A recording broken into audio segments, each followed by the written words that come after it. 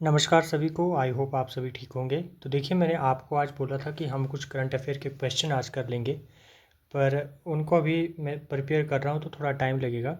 इसलिए कुछ मैंने अपने खुद के नोट्स थे जहाँ से मैं आपको कुछ क्वेश्चन प्रोवाइड करवा देता हूँ वन लाइनर के तौर पर, जो कि इम्पॉर्टेंट है एग्ज़ाम में आने की संभावना है, जो आगे हाई कोर्ट का भी होगा और अपकमिंग जो भी एग्ज़ाम है उनमें सब में। इसमें सबसे महत्वपूर्ण चीज़ ये रहेगी कि मैंने जैसे बहुत सारे एक कंटेंट या फैक्ट होते हैं किसी भी क्वेश्चन के आगे, उनको एक ही क्वेश्चन के अंदर एसिमिलेट करने की कोशिश की है। आज एक और बड़ी खुशखबरी है जो भी एस्पिरेंट प्रिपरेशन कर रहे हैं। आज हिमाचल प्रदेश में असिस्टेंट प्रोफेसर की एडवर्टीज़मेंट भी आउट हो चुकी है। तो जिन भी लोगों ने एमए की कंप्लीट है उनकी, और नेट और सेट में से एक चीज़ आपकी क्वालिफाई है, तो आप ज़रूर अप्लाई करें। बिल्कुल भी स्किप ना करें इस चीज़ को। देखिए, एक चीज़ ध्यान में रखना कि अगर आप लोग ये अपॉर्चुनिटीज़ अभी ग्रैब नहीं कर पा रहे हैं तो होगा क्या कि आगे जो है ये चीज़ें और भी डिफ़िकल्ट होती जाएगी। अभी जैसे हिस्ट्री की आपको याद है कि अभी जो पोस्टें हैं वो 19 के आसपास हैं। वही 2022 में जब एडवर्टीज़मेंट आई थी तब 37 थी। तब ये पोस्टों का नंबर जो वो 37 था। अब सोचिए कि कितना डिप आ गया है, यानी कि 20 पोस्टें सीधी कम हो गई है। तो ऐसी चीज़ें आपको आने वाले टाइम में देखने को भी मिलेगी। इसलिए जो भी अपॉर्चुनिटी आपके सामने है उसको बेहतर तरीके से यूटिलाइज़ करें। ऐसा सोचें कि ये मेरा फाइनल और लास्ट एक अटेम्प्ट है या कोशिश है। इसमें आपको बहुत ही बेहतर तरीके से ये एमसीक्यू देखने को मिल जाएंगे। वैसे तो मैंने 50 लिखा हुआ है, पर इनका नंबर लगभग 60 के आसपास है, तो आप इनको अच्छे से रिवाइज कर लेना। पहला क्वेश्चन आप में क्या है कि इसमें मैं पूरे क्वेश्चन तो नहीं पढ़ूंगा, मैं आपको कुछ एक हिंट प्रोवाइड करवा दूंगा कुछ एक क्वेश्चन को लेकर के, बाकी आप खुद पढ़ेंगे और ख़ुद इनको रिवाइज करेंगे। ये क्वेश्चन ऐसे हैं कि जो रिपीट होंगे, ये मान के चलिए कि ये क्वेश्चन आएंगे ही आएंगे आपके एग्ज़ाम में। ऐसे क्वेश्चन हैं, हालांकि पूरे क्वेश्चन ना आए, कुछ क्वेश्चन ही आए, पर आएंगे ज़रूर यहाँ से। हिमाचल प्रदेश, पहला सवाल है, हिमाचल प्रदेश राज्य आयोग, जिसे हम HPRCA बोलते हैं, का गठन कब और संविधान के किन अनुच्छेदों के तहत हुआ है? इसके वर्तमान अध्यक्ष कौन है? ये 3-4 चीज़ों का मतलब एक ही क्वेश्चन में इनको एक ही जगह रखने की कोशिश की है। तो देखिए, आपको याद होगा कि जब डिज़ोल्व किया गया HPPSC जो HPSSC को, तो उसकी जगह पे 30 सितंबर 2023 को जो है वो आर्टिकल 192 नहीं, ये 192 नहीं होगा यहाँ पर, क्योंकि 192 जो है वो आपका MLA की डिस्क्वालिफिकेशन से है। दैट्स वाई 192 गलत है। यहाँ पर जो आर्टिकल लगना चाहिए था वो था आपका 162। तो ये इसको मैं करेक्ट कर दूंगा, यहाँ पर 162 होगा। क्यों? क्योंकि देखिए, 162 जो आर्टिकल है वो प्रावधान करता है कि राज्य की जो भी एग्जीक्यूटिव होगी, जो एग्जीक्यूटिव पावर है राज्य की, उन सभी विषयों पर, उन सभी मैटर्स या सब्जेक्ट्स पर होगी जिन पर राज्य के विधानमंडल जो है, जो राज्य का लेजिस्लेचर होगा, वो लॉ बनाता है। तो स्टेट में जो ग्रुप सी एम्प्लॉयज़ होते हैं वो भी जो है वो जो स्टेट एग्जीक्यूटिव होती है उसके अंडर ही आते हैं। तो उसी के तहत जो है वो HPRCA का आपको फॉर्मेशन होते हुए दिखेगा। तो इसमें जो है वो आर्टिकल 162 और आर्टिकल 309 लागू होता है, और इसके जो वर्तमान अध्यक्ष है वो राजीव कुमार है। तो इस तरह से करेंगे आप, तो देखिए इसमें बहुत सारी चीज़ें कवर भी हो रही है और आपकी प्रिपरेशन भी अच्छी हो रही है। नेक्स्ट सवाल आप देखेंगे कि किन्नौर जिले का प्रसिद्ध स्वांग चंडिका देवी मंदिर किस गांव में स्थित है और ये किस देवी को समर्पित है? तो इसमें कुछ एक मैंने चीज़ें ना एडिशनल डालने की कोशिश की है कि ताकि आपके लिए और भी अच्छे से कंटेंट जो है वो एनरिच हो सके। कि ये चंडिका देवी मंदिर जो है वो आपको किन्नौर में देखने को मिलता है, कोठी गांव में।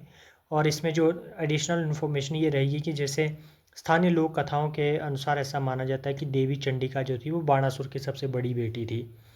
तो ये चीज़ इसलिए इम्पॉर्टेंट है, देखिए, क्योंकि इसी पैटर्न पर क्वेश्चन जो है वो एक दो क्वेश्चन आपको पता है कि जैसे सरहान की स्थापना किसने की है, इस तरह का सवाल आपको पीछे 2024 में देखने को भी मिला था। तो थोड़ा सा इस तरीके से प्रिपेयर करना हमारे लिए बेनिफिशियल रहेगा। किन्नौर जिले का महेश्वर मंदिर, फिर उसके बाद आपका कुल्लू जिले का कुल क्षेत्रफल कितना है, फिर उसके बाद इसमें आपको सिरमौर प्रजामंडल से रिलेटेड क्वेश्चन देखने को मिलेगा, उसके प्रथम अध्यक्ष कौन थे और अन्य मेंबर कौन से थे, तो ये सब चीज़ें इसमें रहेगी। फिर पझौता आंदोलन से रिलेटेड, कुल्लू रियासत की राजधानी किस शताब्दी, मतलब कुल्लू रियासत की स्थापना किस शताब्दी में हुई और उसकी प्रारंभिक राजधानी क्या थी? तो पहली शताब्दी में हुई और इसकी जो इनिशियल राजधानी थी वो थी आपकी जगतसुखिया नस्त जिसको बोलते हैं। इसकी जो इसको जो सेटअप करने का श्रेय है वो देखिए यहाँ पे साफ साफ लिखा हो कि हरिद्वार से आए हुए राजा बिहिंग मणिपाल को जाता है। फिर कुल्लू के राजा जगत सिंह ने रियासत की राजधानी को किस वर्ष और कहाँ स्थानांतरित किया था? तो ये जो था आपका 1660 में सुल्तानपुर स्थानांतरित किया था और राजा जगत सिंह के शासनकाल में ही रघुनाथ जी की मूर्ति अयोध्या से कुल्लू लाई गई थी, जिसके बाद यहाँ का ऐतिहासिक कुल्लू दशहरा आपको देखने को मिलता है।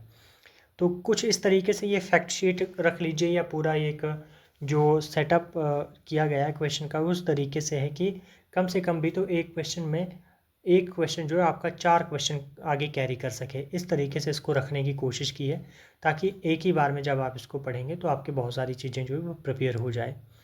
कुल्लू क्षेत्र पर सिखों का नियंत्रण कब से कब तक रहा और यहाँ ब्रिटिश नियंत्रण कब स्थापित हुआ?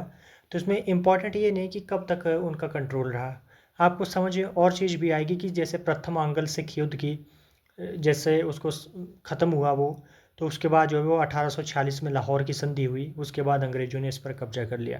तो ये सब चीज़ें जो है नॉर्मली आपकी एक तो थिंकिंग को थोड़ा सा बूस्ट भी करती है, आपको सोचने पे मजबूर भी करती है कि प्रथम आंग्ल से कब हुआ। जब प्रथम लिखा है तो आपके दिमाग में ये ऑब्वियस है कि आपके जहन में ये बात ज़रूर आएगी कि पहला है तो दूसरा भी हुआ होगा, तो आप ज़रूर इस चीज़ की तफ्तीश करना स्टार्ट करेंगे कि कुछ एक्स्ट्रा हम करें। फिर और देखिए आप हिमाचल से कि पालमपुर में स्थित कृषि महाविद्यालय को किस वर्ष पूर्ण कृषि विश्वविद्यालय का दर्जा मिला और अब हिमाचल प्रदेश कृषि विश्वविद्यालय कहा जाता है? इसमें आप देखेंगे ये 1978 तो ठीक है, पर यहाँ पर आप देख पा रहे होंगे एडिशनल क्या है कि इस विश्वविद्यालय का नाम हिमाचल प्रदेश के पूर्व मुख्यमंत्री चौधरी श्रवण कुमार के नाम पर रखा गया है, जो कृषि अनुसंधान के लिए नॉर्थ इंडिया का एक प्रमुख सेंटर है। तो इस तरीके से इसमें आपको जो है आंसर देखने को मिलेंगे। नेक्स्ट सवाल देखिए आपके Himachal Pradesh board of school education की स्थापना किस वर्ष हुई और इसका मुख्यालय शिमला से धर्मशाला कब स्थानांतरित किया? अब ये क्वेश्चन इसलिए डाला गया है क्योंकि पीछे अगर आपको याद होगा तो डिस्ट्रिक्ट जुडिशरी का पेपर हुआ था, उसमें हाईकोर्ट ने पूछा हुआ था कि आपकी एचपीयू की स्थापना कब हुई थी। तो संभवतः ये उसी लाइन पर ये क्वेश्चन है और उसी के पैरेलल ये क्वेश्चन बन सकता है कि एचपी बॉस है उसकी स्थापना कब हुई थी। तो इसकी स्थापना 1969 को हुई थी और इसका मुख्यालय पहले तो मतलब शिमला में था, शिमला से इसको धर्मशाला लाया गया था 1983 में, यानी कि 1983 में। डॉक्टर वाई.एस. परमार बागवानी और वानिकी विश्वविद्यालय कहाँ स्थित है और इसकी स्थापना किस वर्ष हुई? ये अब देखिए इसमें क्या है, नौणी सोलन में है, ये इंपॉर्टेंट है। दूसरा कब स्थापना हुई? 1985 में। फिर आगे देखिए और एक और चीज़ क्या है कि ये एशिया का पहला ऐसा विश्वविद्यालय है जो स्पेसिफिकली हॉर्टिकल्चर और फॉरेस्ट्री के अध्ययन और अनुसंधान के लिए समर्पित है। बहुत इंपॉर्टेंट फैक्ट है, याद रखना। फिर देखिए केंद्रीय विश्वविद्यालय हिमाचल प्रदेश की स्थापना कब हुई? तो ये 2009 में हुई, पर इसमें भी आप देख पा रहे होंगे शाहपुर, देहरा और धर्मशाला कैंपस में अस्थायी रूप से चल रहा है ये। कामाक्षा देवी मंदिर मंडी जिले के किस उपमंडल या गांव में स्थित है? तो ये आपका करसोग उपमंडल है और काबो गांव में आता है। इसमें आपको वुड कार्विंग के लिए प्रसिद्ध मंदिर है। फिर देखिए ये क्वेश्चन कितनी बार पूछा जाता है कि ऊना जिले को भौगोलिक रूप से 2 भागों में बांटने वाली मुख्य जलधारा कौन सी है? तो ये स्वान रिवर के बारे में हम कई बार सुनते हैं, इसको ऊना का शौक भी बोला जाता है। बांग्यांगचू नृत्य है। फिर इसमें एक और नृत्य हांगरांग घाटी से प्रसिद्ध कौन सा लोक नृत्य है? तो जापरो जो है वो हांगरांग घाटी में है। फिर उसमें क्यांग नृत्य पूछा गया है। तो ये सब चीज़ें आएगी। फिर आप 19वें नंबर क्वेश्चन पर ध्यान देंगे तो यहाँ पर पूछा है कि मंडी जिले की प्रसिद्ध पराशर झील के तट पर स्थित पराशर मंदिर का निर्माण किस वर्ष हुआ और ये किस ऋषि को समर्पित है? तो 3-4 चीज़ें मतलब एक ही क्वेश्चन में लाई गई है। पहला, मंडी जिले जो आपका इसका निर्माण हुआ है वो कब हुआ है पराशर मंदिर का? तो ये हुआ था आपका 1346 में, राजा बाणसेन ने करवाया था और ऋषि पराशर से संबंधित है। इस झील की जो सबसे बड़ी विशेषता है इसमें तैरते हुए और प्राकृतिक यानी कि फ्लोटिंग आइसलैंड है जो हवा के रुख के साथ अपनी जगह बदलता रहता है। फिर नेक्स्ट आपका है आधुनिक मंडी शहर की स्थापना। फिर उसके बाद जो है आपका कांगड़ा जिले का प्रसिद्ध धौलाधार वन्य जीव अभयारण्य के पास कौन सी खड्ड बहती है? काफ़ी क्रूशियल है और काफ़ी ऐसा लग रहा है स्पेसिफिक भी और टफ भी है ये क्वेश्चन। तो इसका आंसर है न्यूगल खड्ड और ये आपको इसमें एडिशनल ये देखने को मिलेगा कि ये खड्ड जो है वो धौलाधार की बर्फ़ पिघलने से निकलती है और पालमपुर शहर के पास जो है वो ब्यास में मिल जाती है। फिर चुराह घाटी तो सबसे फेमस है, तो ये तो चंबा में आपको पता होगा। पर इसमें और चीज़ क्या रहेगी कि यह घाटी जम्मू कश्मीर की सीमा के निकट स्थित है और अपने सेब के बागानों पर प्राचीन जल मीलों यानी कि घराट के लिए जानी जाती है। आई होप घराट तो आप अच्छे से जानते हैं। पीर पंजाल पर्वत श्रृंखला मुख्य रूप से हिमालय की किस श्रेणी के अंतर्गत आती है? काफ़ी इंपॉर्टेंट और सदाबहार क्वेश्चन है। महात्मा गांधी ने किस समय अवधि के दौरान कुल कितनी बार हिमाचल प्रदेश का दौरा किया? तो याद रखना कि 1921 से 1946 तक हिमाचल प्रदेश ने 11 बार जो है वो हिमाचल का दौरा किया। अब एक चीज़ और ध्यान में रखना, एक सवाल पूछा गया था 2022 में कि हिमाचल प्रदेश को कितनी बार जो है वो नॉमिनेट किया गया नोबेल प्राइज़ के लिए, तो ये उसका आंसर होगा 5 बार। फिर इसमें एडिशनल आप देख पा रहे होंगे कि ये पहली बार मई 1921 में आए थे, और क्यों आए थे? लॉर्ड रीडिंग से मिलने के लिए शिमला आए थे और समरहिल के शांति कुटीर में ठहरे थे। कैटल ब्रीडिंग फार्म कहाँ पर है? कांगड़ा में। फिर उसके बाद पूछा जाता है आपका थाना पलियूर जल विद्युत परियोजना। फिर उसके बाद पूछा जाता है आपका शिमला से में की सबसे ऊंची चोटी कौन सी है? शिमला की। फिर उसके बाद पूछा जाता है कि पंजाब के पहाड़ी क्षेत्रों को हिमाचल में मिलाने के लिए गठित पंजाब पुनर्गठन आयोग के अध्यक्ष कौन थे? बहुत क्रूशियल क्वेश्चन है। फिर उसके बाद कहलूर रियासत के इतिहास पर लिखी गई प्रसिद्ध पुस्तक बिलासपुर की कहानी के लेखक कौन है? फिर आपका 30 नंबर क्वेश्चन है कि ब्यास नदी के तट पर आयोजित होने वाला प्रसिद्ध कालेश्वर महोत्सव हिमाचल प्रदेश के किस जिले में मनाया जाता है? फिर उसके बाद आपका देखिए नेक्स्ट सवाल है कि पद्मश्री पुरस्कार से सम्मानित होने वाले प्रथम व्यक्ति कौन है? बहुत इंपॉर्टेंट है क्योंकि हु इज़ हु से सवाल पूछता है हाई कोर्ट, तो इसलिए यहाँ पर जो आंसर होगा वो चरणजीत सिंह होंगे। ये क्यों फेमस है? क्योंकि ये हॉकी टीम के कप्तान रहे और इनकी कप्तानी में टोक्यो ओलंपिक में भारत ने गोल्ड मेडल जीता था 1964 में। भारत की मशहूर आधुनिक महिला चित्रकार अमृता शेरगिल ने अपने बचपन के कुछ समय कहाँ बिताए? तो पालमपुर में, और कुछ समय ये शिमला के समरहिल दाबिला में भी ठहरे हैं। और भारतीय यूरोपीय कला शैलियों के अनूठे मेल के लिए जानी जाती है। इनकी प्रसिद्ध पेंटिंग है शिमला प्रवास के दौरान ही हुई थी। इनकी प्रसिद्ध पेंटिंग्स की रचना जो है वो शिमला प्रवास के दौरान ही हुई थी। क्वेश्चन नंबर 33 पे ध्यान देंगे कि भाखड़ा बांध के कारण हिमाचल प्रदेश में कौन सी विशाल झील बनी है? फिर ये जो आपके 33 सवाल है ये HPGK से है। अगला जो है आपको देखने को मिलेगा इंडियन और बर्ड जियोग्राफी से। रानीगंज कोल बेड मीथेन परियोजना भारत के किस राज्य में है? फिर उसके बाद आपसे पूछा जाता है कि प्रसिद्ध कैलाश मानसरोवर यात्रा किस पहाड़ी दर्रे से होकर गुजरते हुए? तो ये आपका लिपू लेक उत्तराखंड से रिलेटेड है। भारत का एकमात्र दक्षिणी भारतीय राज्य कौन सा है जिसके तट पर 2 से अधिक प्रमुख या बड़े बंदरगाह स्थित है? तो इसका सही आंसर है तमिलनाडु, जहाँ पर आपको चेन्नई पोर्ट, एन्नोर और तुतुकुंडी जो है देखने को मिलते हैं। नेक्स्ट सवाल है कि वैज्ञानिक पद्धति से, ये क्वेश्चन कितनी बार पूछा है और आपको पता है कि ये रिपीट होने की इसकी संभावना पूरी रहती है। वैज्ञानिक पद्धति से पृथ्वी की परिधि का सर्वप्रथम मापन करने वाले विद्वान एराटोस्थेनीज किस देश के थे? फिर उसके बाद है भूगोल में शरद विषुव यानी कि ऑटोमनल इक्विनिक्स और बर्नल इक्विनिक्स ये जो है किन डेट को होती है? तो ये 23 सितंबर और 21 सितंबर को होती है रिस्पेक्टिवली। इस दिन होता क्या है कि सूर्य की किरणें जो है वो भूमध्य रेखा पर बिल्कुल स्ट्रेट पड़ती है और दिन रात बराबर होते हैं 12-12 घंटे के। याद रखना, बहुत इंपॉर्टेंट फिनोमिना है जियोग्राफी का। क्वेश्चन नंबर 39 आपसे पूछा जाता है कि उत्तरी अमेरिका महाद्वीप का सबसे बड़ा चिहुचुहान मरुस्थल जो है वो किस देश में है? तो ये आपका आता है मेक्सिको और दक्षिण पश्चिमी USA में है। ये फेमस है बायोडाइवर्सिटी के पॉइंट ऑफ व्यू से। फिर अंटार्कटिका महाद्वीप में स्थित चीन के नवीनतम ध्रुवीय अनुसंधान केंद्र का नाम क्या है? क्विनलिंग स्टेशन, याद रखना इसको भी। वनों के वैश्विक संरक्षण के लिए काम करने वाली संस्था UN फॉर्म ऑन फॉरेस्ट का मुख्यालय कहाँ पर है? न्यूयॉर्क। फिर उसके बाद ISA पे पीछे भी सवाल आया था, फिर रिपीट हो सकता है, ध्यान रखना। फिर संयुक्त राष्ट्र द्वारा किस वर्ष को अंतर्राष्ट्रीय बाजरा वर्ष डिक्लेयर किया गया है? फिर इसरो का प्रमुख साराभाई अंतरिक्ष केंद्र, ये काफ़ी बार मैंने करवा दिया क्वेश्चन, शायद इसमें तो गलती मत ही करना कोई। विश्व की प्रमुख घास भूमियाँ बहुत इंपॉर्टेंट है और ये पूरी लिस्ट यहाँ पर ये ऐसे मिलेगी आपको, याद रखना। Prairie, pampas, steppes, belt, puszta, downs, llanos और कैंपोस, ये सब जो है आप याद रखना इनको। कहाँ कहाँ पर देखने को मिलते हैं। और ये क्वेश्चन बहुत इंपॉर्टेंट है, ये पहले आया हुआ सवाल है कि किन मैदानों का या निम्नलिखित में से किसे जो है वो लैंड ऑफ बिग गेम्स कहा जाता है। तो उष्णकटिबंधीय सवाना घास के मैदानों को जो है वो ऐसा बोला जाता है, क्योंकि वन्य जीवों की प्रचुरता के कारण। फिर ये देखेंगे आप, दक्षिण अमेरिका के अमेजन बेसिन में पाए जाने वाले सेल्वास किस प्रकार के वन हैं। फिर उसके बाद भारत में लो एसक से रिलेटेड पूछा है कि बाबा बुदन की पहाड़ियाँ कहाँ पर है।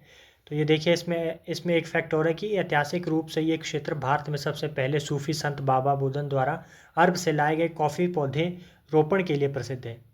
फिर 48 क्वेश्चन है, अल्फ्रेड बैगनर द्वारा 1912 में जो कॉन्टिनेंटल ड्रिफ्ट थ्योरी दी गई थी उसके ठोस प्रमाण क्या है। ये क्वेश्चन यूपीएससी मेंस तक में पूछा गया है। तो इसमें देखिए कि उत्तर क्या है इसका, कि दूरस्थ महाद्वीप के तटों की जो भूवैज्ञानिक संरचना है उसमें हमने सिमिलैरिटी देखने को मिलती है।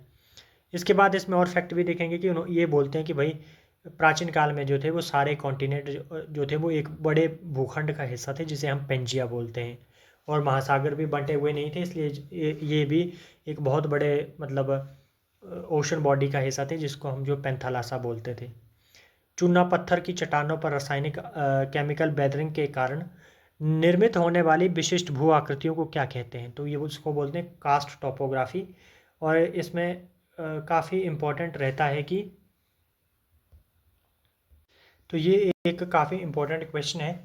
2022 का जो एचएस हुआ था उसमें भी ये सवाल पूछा गया था। तो इसमें देखिए सिंक होल बनते हैं गुफाओं के भीतर, जो देखा होगा आपने लटकते हुए जैसे ऐसे लंबे, जो एक बर्फ़ की तरह दिखते हैं आपको, उसको बोलते हैं स्टेलेक्टाइट। व फर्श पर जो बनते हैं उसको बोलते हैं स्टेलेमेगमाइट, जैसी ये जो आपको वहाँ पर आकृतियाँ देखने को मिलती हैं। ITCZ का फुल फॉर्म क्या है, और इसके कन्वर्जेंस से जो मतलब मौसम तैयार होता है उसकी क्या विशेषता है। तो देखिए इसकी फुल फॉर्म जो होती है वो इंटरट्रॉपिकल कन्वर्जेंस जोन होती है, और उत्तर और दक्षिणी गोलार्ध की जो ट्रेड विंड होती है जब वो चलती है तो भूमध्य रेखा के पास जब आपस में मिलती है तो वहाँ पर जो है वो हवाएं जो है वो ऊपर उठती है, और रोजाना जो है वो संवहनीय वर्षा होती है, कन्वेक्शनल रेनफॉल होता है, भारी रेनफॉल होता है मतलब। ट्रॉपिकल साइक्लोन पे क्वेश्चन है, मरमरासी बहुत इंपॉर्टेंट है। मरमरासी किन दो प्रमुख जल निकायों को आपस में जोड़ता है और किन महाद्वीपों के मध्य है। तो मरमरासी जो है वो काला सागर और एजियन सी को जोड़ता है, और भौगोलिक रूप से एजियन सी जो है यूरोप के पास है, और जो ब्लैक सी है वो यूरोप व एशिया महाद्वीप के बीच में है। इसमें एक चीज़ और ध्यान देना, मैंने आपको करवाया भी है कि बास्पोरस स्ट्रेट के बारे में, ये मरमरा सागर को ब्लैक सी से जोड़ती है। भारतीय उपमहाद्वीप में मानसून के आने की मुख्य वायुमंडलीय कारण क्या है। भारत की गंगा भागीरथी हुगली नदी प्रणाली पर स्थित देश का पहला राष्ट्रीय जलमार्ग किन दो शहरों को जोड़ता है। भारतीय रेलवे का क्षेत्रफल और पटरियों के जाल के मामले में सबसे बड़ा रेलवे जोन कौन सा है। फिर आपसे पूछा जाता है कि भारतीय संविधान का अनुच्छेद 47 किस महत्वपूर्ण भाग के अंतर्गत आता है और ये सरकार को क्या निर्देश देता है। फिर उसके बाद आता है कंप्यूटर से, CPU और रैम का पूरा नाम पूछा है और ये क्या होता है, किस तरह, सब ब्यौरा इसमें देखने को मिलेगा आपको। कंप्यूटर प्रोसेसर की कार्यप्रणाली पे पूछा हुआ है। फिर कंप्यूटर विज्ञान के इतिहास में प्रथम कंप्यूटर माउस का आविष्कार किसने किया था। काफ़ी इंपॉर्टेंट है ये, डगलस एंगलवार्ट बोलते हैं इसको, इन्होंने आविष्कार किया था 1964 में। बोलता पुराने ज़माने में होता था कि कंप्यूटरों में भारी भरकम प्रिंटर को CPU से जोड़ने के लिए इंटरफेस पोर्ट का प्रयोग किया जाता था, उसे क्या बोलते थे, उसको बोलते थे पैरेलल पोर्ट। तो इस तरह के कुछ क्वेश्चन आपको देखने को मिलेंगे। टोटल यहाँ पर 62 क्वेश्चन है। लास्ट है आपको कि सूचना क्रांति के युग में इंटरनेट का जनक किसे माना जाता है। WWW का फुल फॉर्म क्या है। तो इंटरनेट का जनक जो बोला जाता है आपका बिंट सर्फ को, और WW जो है वो वर्ल्ड वाइड वेब इसकी फुल फॉर्म है। इसका आविष्कार 1989 में टिम बर्नर्स-ली ने किया था। तो इस तरह से ये क्वेश्चन रहेंगे और आई होप आपकी हेल्प ज़रूर होगी। इनको अच्छे से पढ़ लेना और कर लेना। जब एग्ज़ाम होगा तो ज़रूर बताना है कि इसमें से कितने आपके डायरेक्ट जो है वो एग्ज़ाम में रिपीट हुए हैं। बाकी करंट अफेयर के मैं आपको 50 का क्वेश्चन और दे दूंगा और उनको कर लेना आप, वहाँ से भी चांसेस होंगे कि काफ़ी क्वेश्चन आएंगे। तैयारियाँ अच्छी करके रखें, बहुत सारी अपॉर्चुनिटी अब आपके दरवाजे पे आ चुकी है। अब उनको ग्रैब कर पाते हैं या नहीं, ये आप पे डिपेंड करता है। It's only up to you. अब मैं सिर्फ यही बोलूँगा, इससे ज़्यादा कुछ नहीं।